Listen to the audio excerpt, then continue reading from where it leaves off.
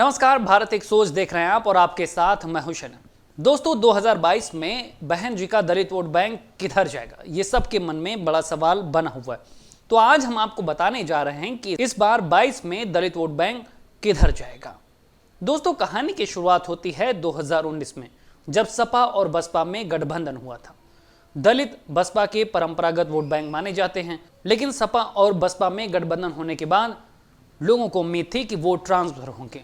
मायावती और अखिलेश ने गठबंधन किया, मोदी के खिलाफ लोकसभा चुनाव लड़ा और इसका सीधा फायदा मिला मायावती को।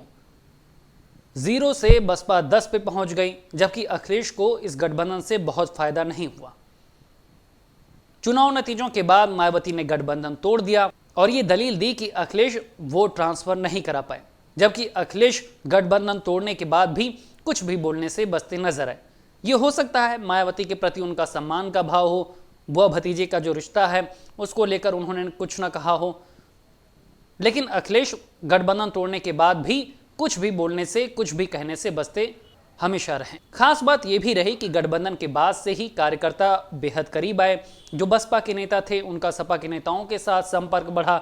जो दूरियां बन गई थी दोनों पार्टी के कार्यकर्ताओं के बीच, वो लंबे अरसे के बाद खत्म होती हुई नजर आई थी। गठबंधन टूटने के बाद जिस तरह से अखिलेश कुछ भी बोलने से बचते नजर आए, कभी मायावती पे उन्होंने सीधा हमला नहीं किया, मायावती कुछ भी कहती रहीं, उन्होंने जवाब देने से दूरी बना के रखी। ये बात कार्यकर्ताओं तक भी पहुंची। कार्यकर्ताओं को ये लगा कि अखिलेश मायावती का यानी कि बहन जी का सम्मान करते हैं।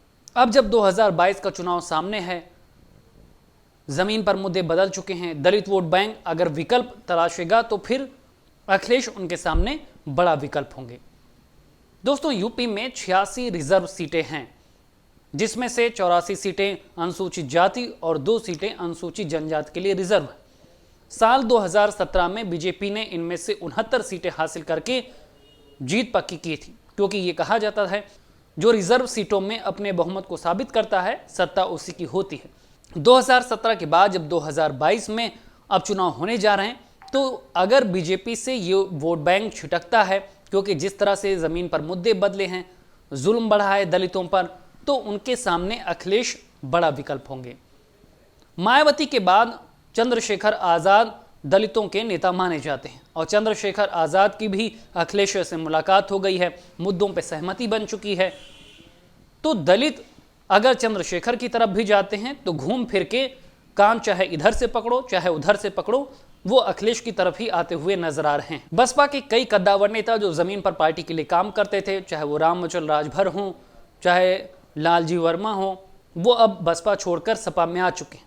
यानी सपा के वो नेता जो सोचते थे कि बसपा के अंदर उनका भविष्य नहीं है, तो उनके लिए ही सपा ही दूसरा विकल्प। यही चीज कार्यकर्ताओं के लेवल पर और वोटर के लेवल पर भी होगी। जब उनका मोहभंग पार्टी से होगा तो वो सपा की ओर मुड़ सकते हैं। हालांकि दलित वोट बैंक के लिए प्रायोरिटी मायावती ही होंगी, उनके लिए मायावती ही पहली चॉइस होंगी। लेकिन अगर किन्हीं कारणों से मायावती से ये वोट बैंक छटकता है तो अखिलेश उनके लिए सबसे पहला और मजबूत विकल्प होंगे। दोस्तों, यूपी की धुआंधार राजनीतिक खबरों के लिए भारत एक सोच को सब्सक्राइब जरूर करिए और बगल वाली घंटी जरूर दबाइए, क्योंकि अगर आप एक बार नोटिफिकेशन बेल दबा देंगे तो आपको हमारे नए वीडियो की सूचना बिल्कुल मुफ्त में मिल जाएगी और आप जब चाहे जानकारी से भरा वीडियो अपनी मर्जी के मुताबिक देख पाएंगे। चलते हैं, जय भीम, जय भारत।